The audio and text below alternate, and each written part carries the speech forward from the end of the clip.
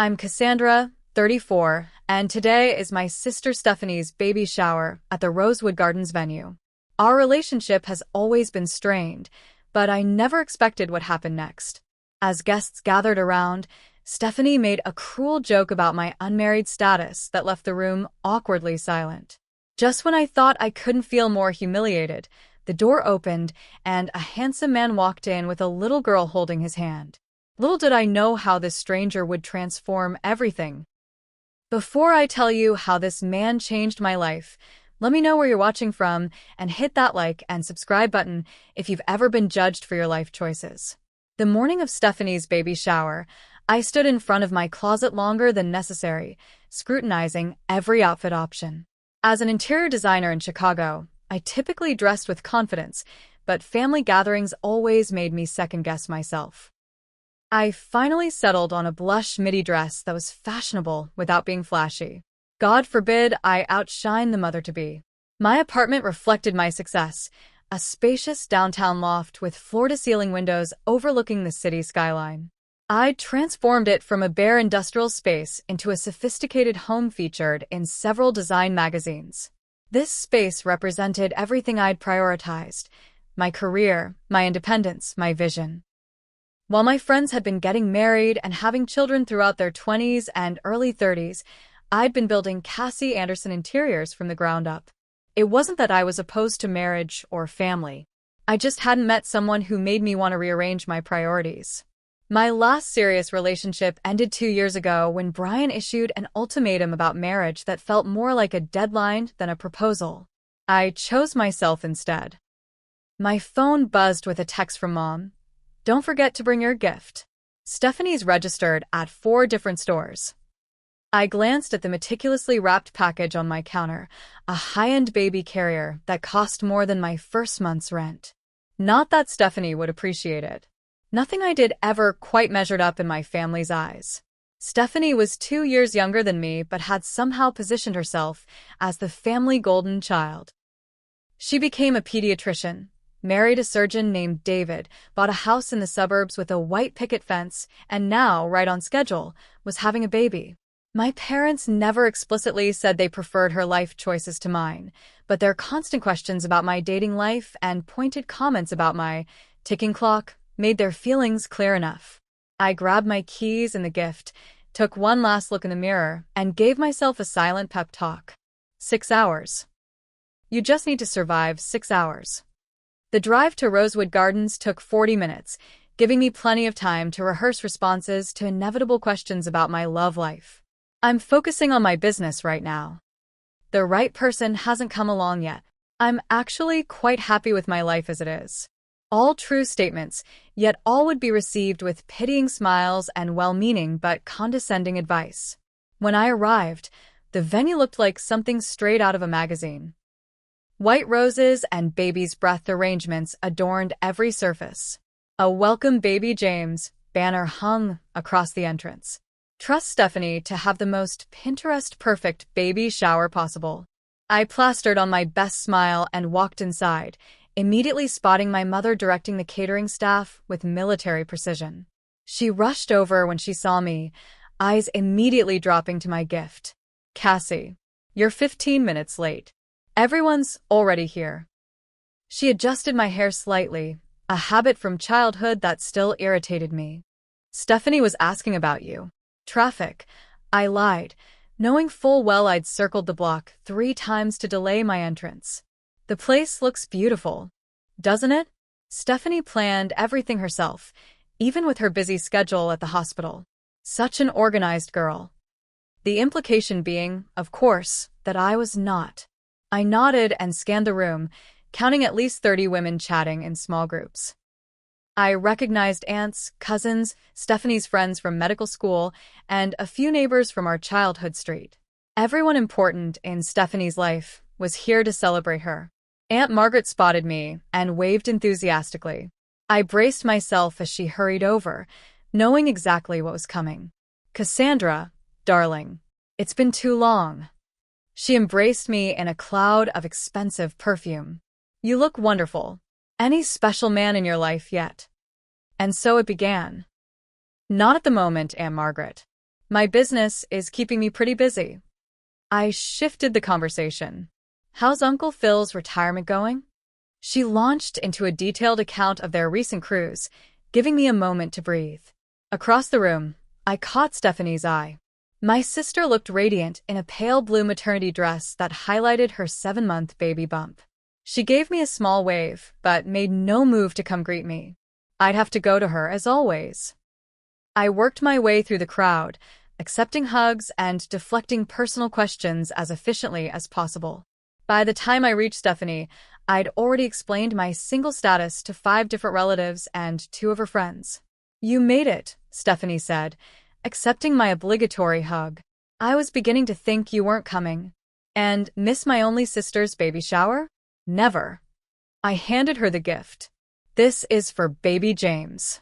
"Thanks. You can put it on the table with the others." She gestured toward a table already overflowing with presents. "Mom told me your business is doing well. That must keep you busy." The way she said busy made it sound like a consolation prize. It is. I just finished a project for that tech CEO who was featured in Forbes last month. I couldn't help the pride that crept into my voice. That's nice. Must be fulfilling to decorate other people's family homes. Before I could respond to the thinly veiled Barb, her friend Lisa called her away to meet someone's mother, leaving me standing alone with my gift still in hand. I placed it on the designated table and headed straight for the mimosa station. This was going to be a long afternoon. The first hour passed in a blur of baby shower games that felt designed to highlight my outsider status. Guess the baby food flavor, and don't say baby, were innocent enough, but share your favorite motherhood memory left me silent while others cooed over first steps and cute mispronunciations. I busied myself helping Mom distribute finger sandwiches and refill punch cups, playing the role of helpful daughter while avoiding conversation. My cousin Rebecca cornered me by the dessert table. "So, no +1 today? I thought after Brian you might have found someone new by now." I smiled tightly. "I'm taking a break from dating. Focusing on myself." "That's brave." Her tone suggested it was anything but. "You know, my friend Justin is divorced, but really nice. I could give him your number?" "I appreciate the thought, but I'm good," I said, reaching for a strawberry to avoid further discussion. "Well, don't wait too long," she whispered conspiratorially. "The good ones get snapped up fast after 30. I excused myself to the restroom, needing a moment alone. In the mirror, I looked exactly as I felt, slightly flushed, smile strained at the edges. I reapplied my lipstick and reminded myself that I had a beautiful life that I'd built entirely on my own terms. No matter what anyone in this room thought, I was proud of that. When I returned, it was time for Stephanie to open gifts. Everyone gathered in a circle around her chair, which had been decorated with blue and white streamers to resemble a throne. Mom appointed Lisa to record each gift for thank you notes, and the unwrapping began. Stephanie performed perfectly, gasping with appropriate levels of surprise and gratitude for each item. "Oh, this is exactly what we wanted," she exclaimed over a set of organic cotton onesies. "How did you know?" She cooed about a baby monitor that was clearly on her registry. When she reached my gift, I felt an irrational nervousness. The baby carrier was top of the line, ergonomic and stylish, recommended by every parenting blog I'd frantically researched the night before. "From Cassie," Stephanie announced, carefully removing the wrapping paper. She lifted the carrier out and examined it. "Oh, it's nice. Just nice. Not exactly what she wanted. Not perfect. Just nice. It's the one that was featured in Parents magazine last month," I offered. "Supposed to be the best for back support." "I think I registered for a different one, but this is fine. Thanks." She set it aside and reached for the next gift, effectively dismissing my contribution. I felt my cheeks burning but maintained my smile. Across the circle, Mom gave me a small shrug as if to say, "What did you expect?" After the gifts, it was time for toasts. Lisa, as the maid of honor at Stephanie's wedding and apparently the designated best friend for all life events, went first. She shared a touching story about Stephanie's journey to motherhood, her dedication to her pediatric patients, and how she would be the most amazing mom ever." Then my mother spoke, her voice thick with emotion about her first grandchild. She talked about how Stephanie had always been maternal, always known she wanted a family, always been responsible and nurturing. The room turned to me expectantly. As the sister, I was obviously next in line. I hadn't prepared anything, assuming I'd be able to fade into the background as usual. I clear my throat and raise my glass. To my little sister. You've always known exactly what you wanted and gone after it with determination. I know you'll bring that same dedication to motherhood. To Stephanie and baby James. Short but sincere. I thought I'd navigated the moment successfully until Stephanie took the microphone back. "Thanks, sis." She smiled, but it didn't reach her eyes. You know, it's funny. Growing up, everyone always thought Cassie would be the first to get married and have kids because she's older. But here I am, beating her to the finish line. A ripple of awkward laughter spread through the room. "I guess some of us just had different priorities," she continued, patting her belly.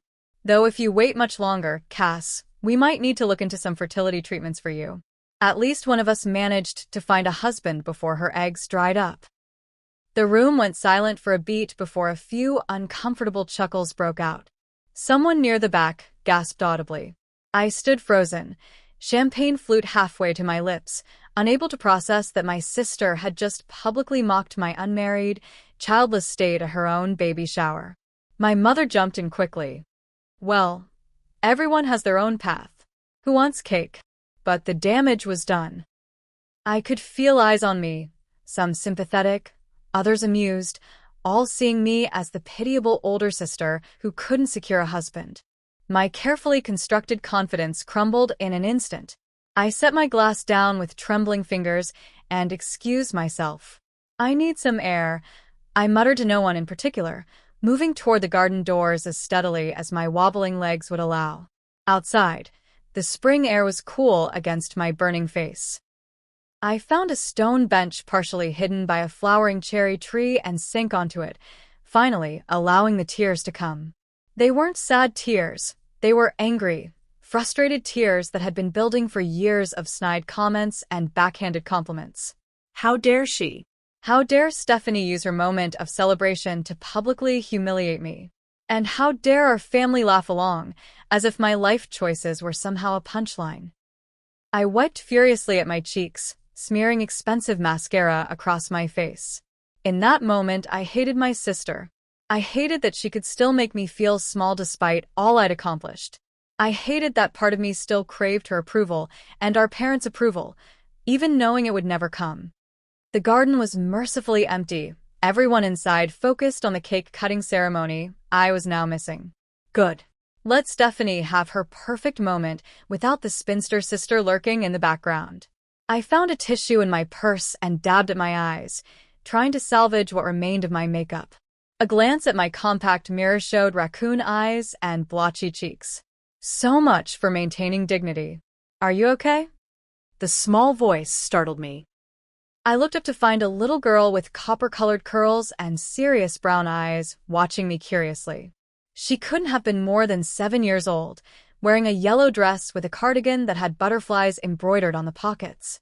"I'm fine, sweetie," I said automatically, closing my compact. "Just needed some fresh air." "You don't look fine. You look sad." She tilted her head. "My dad says it's okay to be sad sometimes, but it helps to talk about it." Before I could respond, a deeper voice called out, "Emma, where did you go?" A moment later, a man appeared around the corner of the garden path. He was tall, with dark hair slightly rumpled, as if he ran his hands through it often. When he spotted the little girl, relief washed over his features. "Emma, you can't wander off like that," he said, hurrying over. "I didn't wander. I was exploring," she corrected seriously. "And I found a lady who's sad." The man's eyes shifted to me, and I became acutely aware of my tear-stained face and smudged makeup. Embarrassment flooded through me. "I'm so sorry if my daughter bothered you," he said, his voice warm with genuine concern. "Emma has a habit of making friends wherever she goes." "She wasn't bothering me," I assured him, attempting a smile. "Just caught me in a moment." He studied me for a second, then reached into his pocket and pulled out a clean handkerchief. Who still carried handkerchiefs? Here. It might help. I accepted it gratefully. Thank you. I must look a mess. You look like someone who needed a minute away from the party, he said diplomatically. We're late arrivals ourselves. I'm Nathan Wilson, and this is my daughter, Emma. Cassandra Anderson, I replied, using the handkerchief to wipe away the worst of the mascara streaks. Cassie. You're Stephanie's sister, he said, recognition dawning. She's mentioned you. My stomach tightened. All good things, I'm sure, I said, unable to keep the sarcasm from my voice. Nathan's mouth quirked up at one corner. Actually, she mainly mentioned you're an interior designer. I just moved to the area and bought a house that desperately needs help. Daddy says it has good bones but bad skin. Emma piped up. That surprised a genuine laugh out of me. That's actually a pretty accurate way to describe a lot of homes. Why were you crying? Emma asked, her directness refreshing after an afternoon of veiled comments. Emma, Nathan admonished gently. That's a bit personal.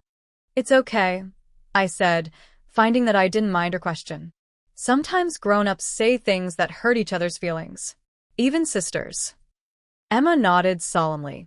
Like when Lily at school said my drawings were stupid because I made the sun purple. Exactly like that. I agreed. Was your sun purple because that's how you wanted it to be? No, it was purple because the yellow crayon was missing, she said pragmatically, making me laugh again. But I still liked it. Smart girl, I said. Sometimes we have to work with what we have, right? Nathan was watching our exchange with an expression I couldn't quite read. We should probably head inside and offer our congratulations, he said. I work with Stephanie at Chicago Children's Hospital. I'm the new pediatrician in her practice. That explained his presence at a predominantly female event. Have you been in Chicago long? Just 3 months, he said. We moved from Boston after. He glanced at Emma, who had wandered a few feet away to examine a butterfly on a bush. After we needed a fresh start.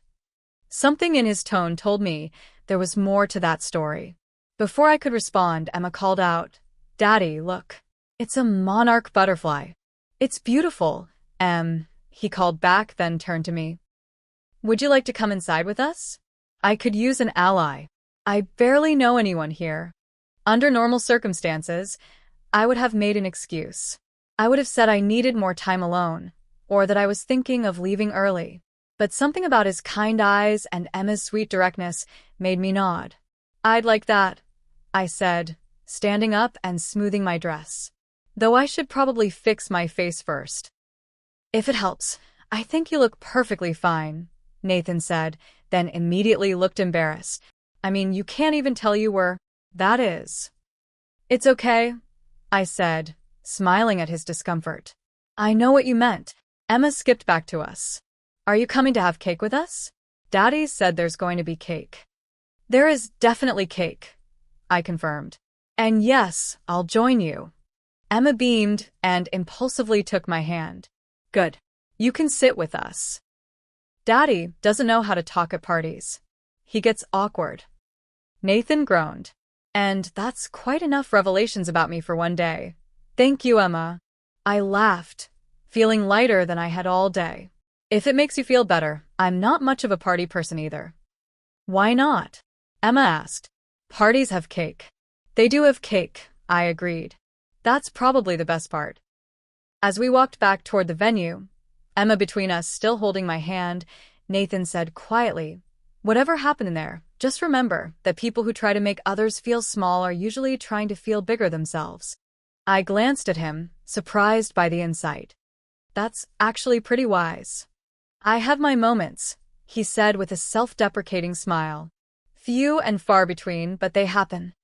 For the first time that day, I felt like I could breathe properly. I'd walked into the garden humiliated and alone. Somehow I was walking back in with allies. We re-entered the venue through the garden doors, stepping from the peaceful quiet into a cacophony of baby shower chatter and laughter. Stephanie was in the center of the room, one hand resting on her baby bump while the other gestured animatedly as she told some story that had her audience captivated. Her eyes flickered to us as we entered, widening slightly when she noticed me walking with Nathan and Emma. I watched her expression shift from surprise to calculation in an instant. "Nathan," she called, waving him over. "You made it. And you found my sister, I see." "We met in the garden," Nathan explained as we approached. Emma was making friends as usual. Emma, still holding my hand, nodded proudly. Cassie was sad, but we fixed it. Stephanie's smile tightened at the corners. "Oh," Was she? "Just getting some fresh air," I said smoothly, refusing to give her the satisfaction. "It's a bit warm in here." "Well, you're just in time for cake," Stephanie said, her attention shifting entirely to Nathan. "We've been saving it until everyone arrived." "Sorry we're late," Nathan said. "Hospital emergency. You know how it is." "Of course." Stephanie touched his arm familiarly. "I'm just glad you could make it. I've saved seats for you at the main table." I wasn't surprised when her gesture indicated only 2 chairs, for Nathan and Emma. I wasn't included in the invitation. "Actually," Nathan said, glancing at me, "I promised Cassie she could sit with us. Emma's already made friends with her." "I like her," Emma stated matter-of-factly. "She doesn't talk to me like I'm a baby." Stephanie's expression flickered between annoyance and the need to maintain her hostess composure. "Well, I'm sure we can squeeze in another chair," she said finally. As we moved toward the table, I noticed several of Stephanie's friends watching our interaction with interest. My sister had always been the center of attention, especially at social gatherings. Having the handsome new doctor's attention diverted to me was clearly an unexpected development. The cake was a masterpiece of baby blue fondant and delicate sugar decorations, a miniature cradle with a fondant baby nestled inside. "It's beautiful," I said sincerely. "Isn't it?" Stephanie preened. The bakery had a 6-month waiting list, but when I explained I was a doctor, they made an exception. I caught Nathan's eye, and he gave me a subtle, amused look that suggested he found her comment as unnecessarily boastful as I did. Mom appeared with a cake knife. "Stephanie, dear, everyone's waiting. Should we cut the cake now?" "Of course." Stephanie positioned herself perfectly for photos, gesturing for her husband David to join her. While everyone focused on the cake-cutting ceremony, Emma tugged on my sleeve. "Do you like butterflies?" she whispered. "I love butterflies," I whispered back. "Especially monarch butterflies like the one you found." She beamed. "Me too." "I have a whole book about them at home. Daddy got it for me from the library." "That sounds like a wonderful book." "You could come see it sometime," she suggested, with the easy openness of childhood. "We have a big backyard. Maybe butterflies will visit." Nathan, overhearing, looked momentarily embarrassed. "Emma, Ms. Anderson is probably very busy with her work." "It's Cassie," I corrected gently. "And I'm never too busy for butterflies." Emma looked triumphantly at her father. "See? "She can visit." Nathan's smile was apologetic but warm. "Maybe we should start with cake before planning social visits." As plates of cake were distributed, I found myself genuinely enjoying the moment.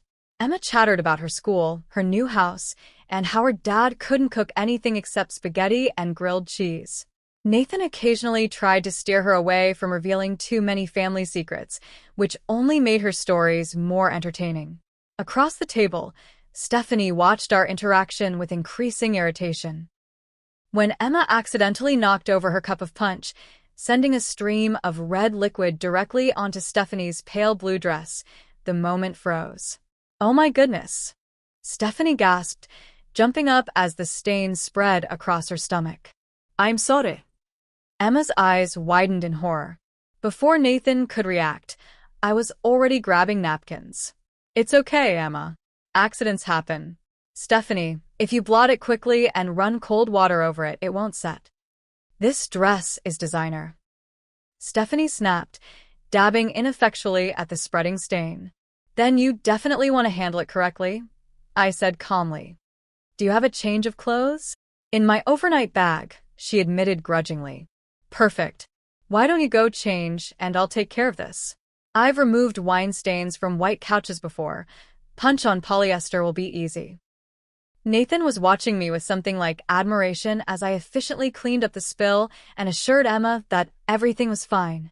You handled that really well, he said quietly while Stephanie went to change clothes. I deal with panicked clients all the time, I shrugged. A little punch is nothing compared to the client who let their puppy loose on a brand new white carpet. Emma, recovered from her mortification, giggled. What happened to the puppy? The puppy was fine, I assured her. And eventually, so was the carpet. When Stephanie returned in a different dress, the gift-opening portion of the event continued. Nathan's gift was a handcrafted wooden music box that played a lullaby. It was Emma's when she was a baby, he explained. It always helped her sleep. Stephanie's expression softened genuinely for the first time that day. That's so thoughtful, Nathan. Thank you. I watched the interaction with curiosity. There was a story there, in the music box, in Nathan's decision to give away something so personal, in Emma's solemn nod of approval as her father presented it. As the party began winding down, I found myself reluctant to leave. Despite the humiliation earlier, the afternoon had taken an unexpected turn. I was helping collect discarded wrapping paper when Nathan approached again. Emma and I are heading out soon, he said. She has school tomorrow, and I have early rounds at the hospital. It was nice meeting you both, I said sincerely. Thanks for the rescue in the garden. Anytime. He hesitated, then added, I meant what I said about my house needing help. Would it be okay if I called you? Professionally, I mean. Before I could answer, Stephanie materialized beside us. Nathan, are you leaving? Let me walk you out. There's something I wanted to ask you about that patient case we discussed last week. She practically steered him away, leaving me standing alone with a handful of crumpled wrapping paper. I sighed and turned to find a trash bag, only to bump into Emma. Daddy likes you, she informed me matter-of-factly. He gets extra talkative when he likes someone. I couldn't help but smile. Is that so? She nodded seriously. He wrote your name on his hand, so he wouldn't forget it. He does that with important things. Before I could process this information, Emma skipped away to join her father at the door. As they left, Nathan turned and gave me a small wave. I waved back, feeling like a teenager with a crush instead of a grown woman in her 30s. I was helping Mom pack up the leftover food when Stephanie cornered me in the venue's small kitchen area. The last few guests had departed, and David was loading gifts into their SUV. What exactly was that about? Stephanie demanded, her voice low but sharp. I continued wrapping a plate of sandwiches in plastic wrap. What was what about? You know exactly what I'm talking about. Nathan Wilson is my colleague, Cassie. We work together every day. I set down the plate and faced her. And? We had a conversation. He seems nice. He is nice. And newly single after losing his wife. The last thing he needs is someone flirting with him at a baby shower of all places. The implication stung. I wasn't flirting with him. His daughter found me outside after your little joke humiliated me in front of everyone, and they were kind enough to make sure I was okay. Stephanie had the grace to look momentarily abashed, but it quickly hardened into defensiveness. It was just a joke, Cassie. You're so sensitive these days. A joke. I felt years of suppressed anger bubbling to the surface. You publicly mocked me for being unmarried and childless. You suggested I need fertility treatments. How exactly is that funny? Everyone laughed, she pointed out. They laughed because they were uncomfortable and didn't know what else to do. My voice had risen despite my efforts to stay calm. Do you have any idea how it feels to be constantly reminded that my life doesn't match your definition of success? Stephanie rolled her eyes. Oh, please. You've always acted like you're above it all with your fancy career and downtown apartment. Some of us wanted a family and a normal life. And you think I don't? You think I chose to be single at 34? That I don't want what you have? Well, you certainly never acted like it. Always too busy with your career to date seriously. Too picky about men. Too independent. Too independent. I repeated incredulously. Is that a bad thing now? Should I have settled for someone who wasn't right for me just to check marriage off some list? You didn't even try. Stephanie's voice rose to match mine. You broke up with Brian when he wanted to get serious. You work 60-hour weeks. You barely date. It's like you're afraid of having what mom and dad have. What mom and dad have is not the only definition of happiness. I was practically shouting now. And for your information, Brian gave me an ultimatum. He didn't care what I wanted or needed. He just wanted a wife who would put his career first and have his babies on his timeline. At least he wanted to marry you. Do you know how many women would be grateful for that? I don't want someone to at least want to marry me. I want someone who loves me for who I am, not for who they can mold me into being. We were standing face to face now, years of resentment finally erupting to the surface. A throat clearing from the doorway made us both turn. Mom stood there, her expression a mixture of concern and disapproval. Girls, people can hear you in the main room. What on earth is going on? Stephanie immediately teared up, her hand going to her belly in a gesture that seemed calculated for maximum sympathy. Cassie's yelling at me at my own baby shower. The stress isn't good for the baby. I opened my mouth to protest the manipulation, but Mom was already moving to Stephanie's side. Cassandra, your sister is pregnant. Whatever this is about can surely wait for another time. It was so predictable it almost made me laugh. Of course. Stephanie's feelings always come first. Her achievements are always more important. Her life choices are always the right ones. That's not fair, Mom protested, but weakly. Isn't it? When was the last time either of you asked about my business without immediately changing the subject? When have you ever been as proud of my magazine feature as you were of Stephanie's medical school graduation? When have you ever defended me when relatives ask why I'm still single, instead of joining in the questioning? Mom looked genuinely startled. We're proud of you, Cassie. We've always been proud. No, you've always been concerned. Concerned that I'm not following the script. Concerned that I might end up alone. Concerned that I'm not like Stephanie. That's not true, Mom insisted, but her eyes didn't meet mine. It is true, Stephanie said unexpectedly. But it's because we worry about you. You're all alone in that apartment. Working all the time. No partner to support you. I'm not alone. I have friends. I have colleagues. I have a life I built myself that I'm proud of. I took a deep breath. And I don't need your pity or your worry. I need your respect. Respect has to be earned, Stephanie shot back. And building a successful business from scratch doesn't earn it? Being financially independent doesn't earn it? Creating a life on my own terms doesn't earn it? What would earn your respect, Stephanie? Marrying the first man who asked? Having a baby because society says it's time? Stop it, both of you, Mom interjected. This is ridiculous. Your sisters. Family. Being family doesn't give her the right to humiliate me, I said quietly. And it doesn't give you the right to always take her side. Mom's face flushed. I don't always take her side. Name one time you didn't, I challenged. The silence that followed was answer enough. I think I should go, I said finally. Congratulations on the baby, Stephanie. I hope he grows up in a family that values individuality more than conformity. I walked out of the kitchen, passing David, who had clearly heard at least part of the argument. He had the grace to look uncomfortable. I grabbed my purse from where I'd left it and headed for the exit without looking back. Outside, the spring evening was cool and clear. I took a deep breath, feeling both drained and somehow lighter. After years of trying to earn approval I was never going to get, I'd finally stood up for myself and my choices. Cassie. I turned to find Nathan standing by his car. Emma buckled into the back seat. I thought you left, I said, surprised. Emma forgot her sweater, he explained, holding up the butterfly cardigan. Is everything okay? You look upset. Just family drama, I said, attempting a smile. Nothing new. He studied me for a moment. We were going to stop for ice cream on the way home. Emma's reward for being good at the party. Would you like to join us? Ice cream fixes most things, according to Emma's life philosophy. The kindness in his offer nearly undid me. I'd like that, I admitted. But I drove here, so I'd have to follow you. Perfect, he said, pulling out his phone. Give me your number and I'll text you the address.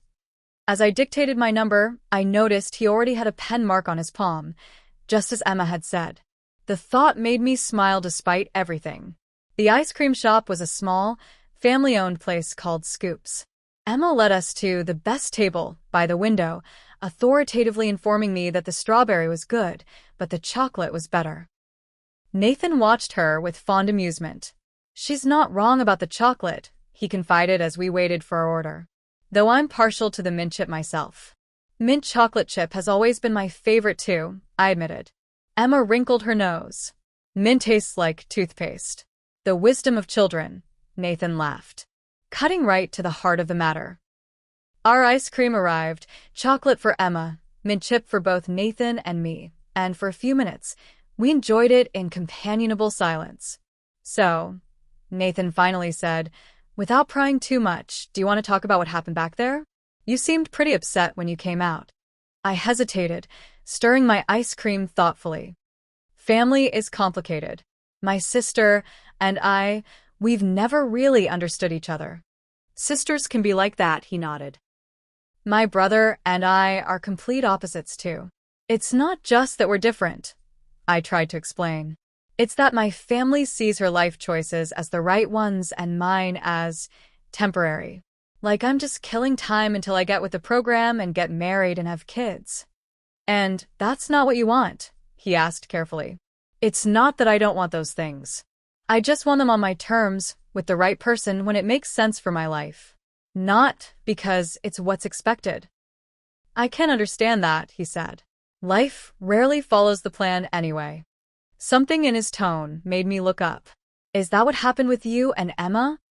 His eyes shifted to his daughter, who was happily creating an ice cream mustache. In a way, Caroline, my wife, and I had a whole life mapped out.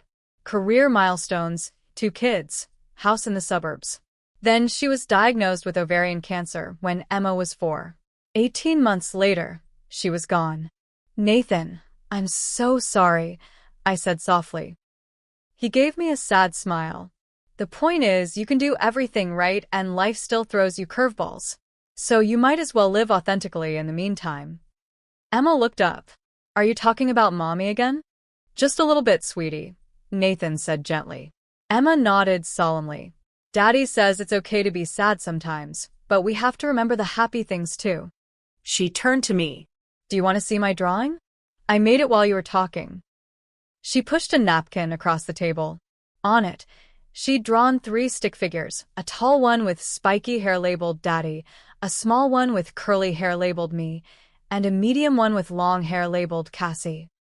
That's a beautiful drawing, Emma, I said, genuinely touched. Thank you for including me. You're welcome. You can keep it if you want. I carefully folded the napkin and tucked it into my purse. I'll treasure it. A week later, Nathan called about his house. What started as a professional consultation turned into dinner after Emma went to bed. We talked until midnight, discovering shared tastes in music, books, and terrible old movies. He was easy to talk to, thoughtful, funny, and refreshingly direct. Our relationship developed naturally over the following months. I helped him transform his house from a sterile, just moved-in space to a warm home that reflected both his and Emma's personalities.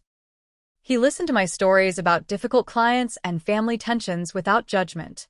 Emma and I planted a butterfly garden in their backyard, complete with milkweed for monarchs. 3 months after the baby shower, Stephanie gave birth to a healthy baby boy. I sent flowers and a gift, but didn't visit the hospital. A week later, Nathan encouraged me to reach out. Family is complicated, he reminded me of my own words. But there's still family. I went to her house alone, armed with another gift and lowered expectations. Stephanie answered the door looking exhausted but happy, baby James cradled against her shoulder. Cassie, she said, surprise evident in her voice. I didn't expect to see you. I can leave if it's a bad time, I offered. No, come in. She stepped back. James just ate, so he'll be good for a while. The visit was awkward at first, but as she placed James in my arms, something shifted. My nephew was tiny and perfect, his little hand wrapping around my finger with surprising strength. "He's beautiful, Steph," I said sincerely. "He is, isn't he?" Her face softened with love as she looked at her son. "It's harder than I expected. The sleepless nights, the constant worry. I thought because I'm a pediatrician, I'd have it all figured out." "No one has it all figured out," I said, thinking of Nathan's words about life and curveballs. "I'm sorry about what I said at the shower," Stephanie said suddenly. "It was cruel and unnecessary. I was jealous." "Jealous? Of what?" "Your freedom, your success, the fact that you've built something that's entirely yours." She sighed. "Don't get me wrong, I love David and I wanted this baby more than anything. But sometimes I look at your life and wonder what it would be like to answer only to myself." It was perhaps the most honest conversation we'd ever had. We didn't resolve everything that day, but it was a start. The first time I brought Nathan to a family dinner, my parents were visibly surprised. They had met him briefly at the hospital after James was born, but hadn't connected him to me. Emma charmed them immediately with stories about our butterfly garden. "So, how did you two meet?" Dad asked over dessert. "At Stephanie's baby shower," Nathan answered. "Emma found Cassie in the garden and decided we should be friends." "Best decision I ever made," Emma declared proudly. Mom watched us throughout dinner, her expression thoughtful.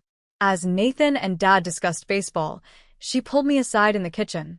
"He seems nice," she said cautiously. "He is nice," I confirmed. "And kind, and intelligent, and a wonderful father." "And you're happy?" I thought about the question seriously. "I am. But not because I finally found someone, Mom. I was happy before. This is just different happiness." She nodded slowly. "I think I understand that now. I'm sorry if we ever made you feel like your choices weren't valid, Cassie. We just wanted you to have what made us happy." "I know," I said, surprising myself by believing it. "But I needed to find my own version of happiness." As fall turned to winter, Nathan and I grew closer. Emma asked if I could help decorate their Christmas tree, then if I would join them for Christmas morning. By spring, I was spending more nights at their house than at my apartment. One evening, as we planted new flowers in the butterfly garden that had become our project, Nathan asked casually, "Have you ever thought about moving in here? Officially, I mean." I sat back on my heels, soil staining my gardening gloves. "Are you asking me to move in with you?" "I'm asking if you've thought about it," he clarified with a smile. "Emma and I have. Quite a lot, actually." "And what does Emma think about the idea? Why don't you ask her yourself?" I turned to find Emma standing behind me, holding a small velvet box with a solemn expression. "Emma, what's that?" I asked, my heart suddenly racing. "Daddy said I could hold it for him," she explained. "Because I found you first." Nathan took the box from her and knelt beside me in the garden. "This isn't how I planned to do this."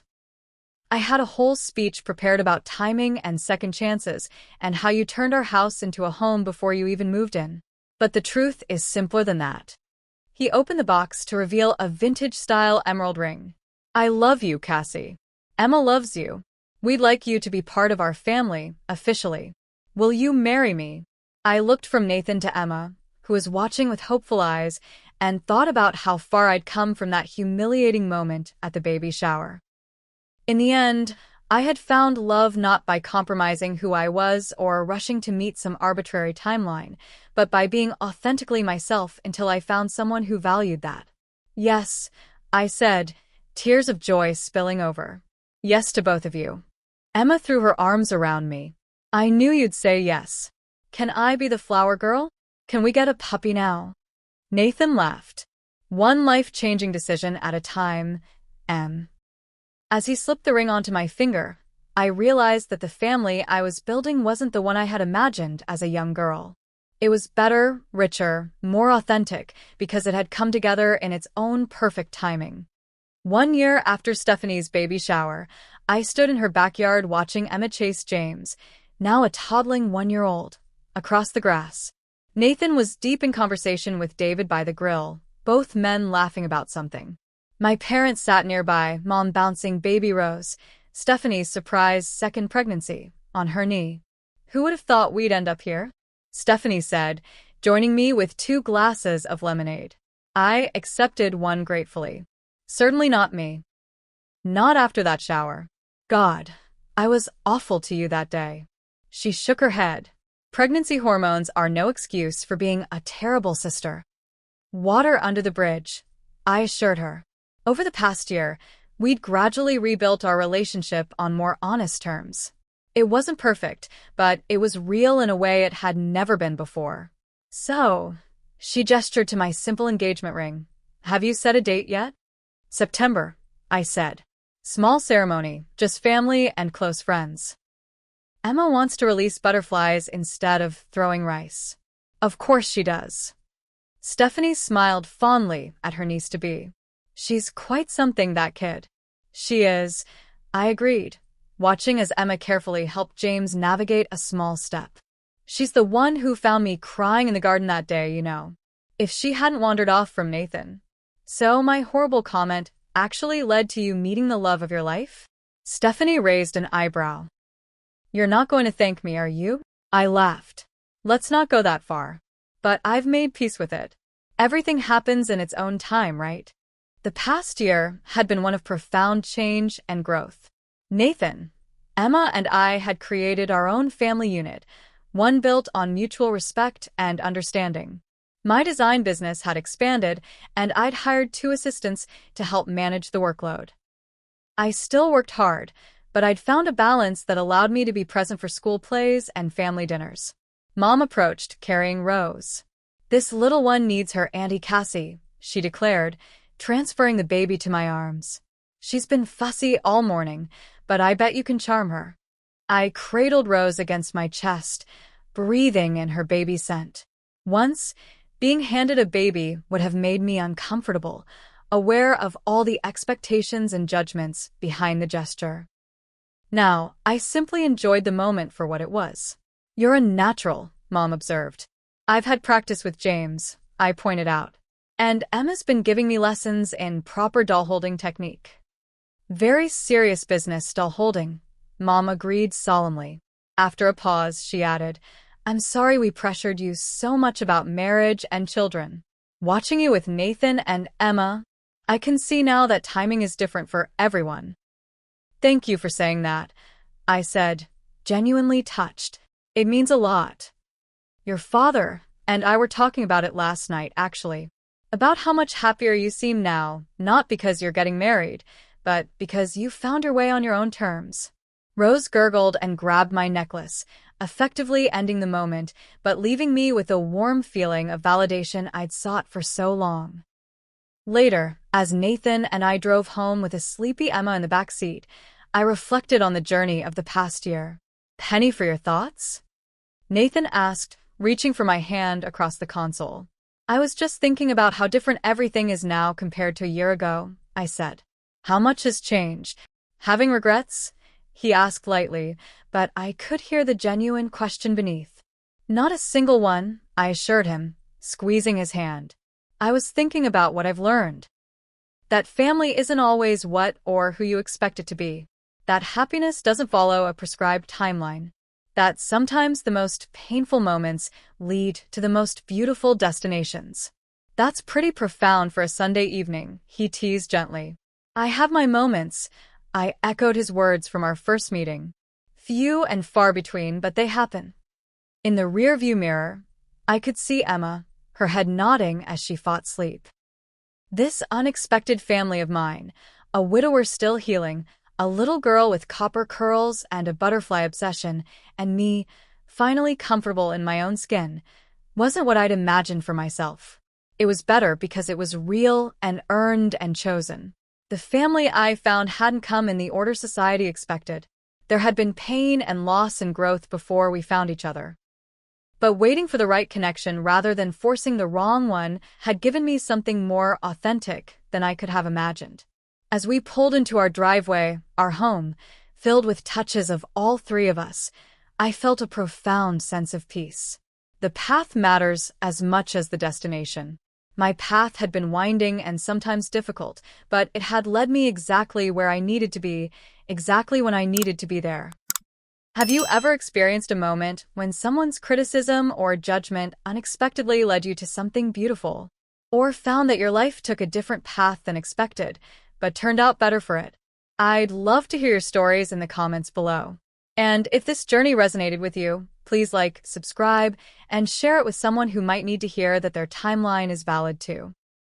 Thank you for being part of my story today, and remember, the right people will love you exactly as you are, right where you are.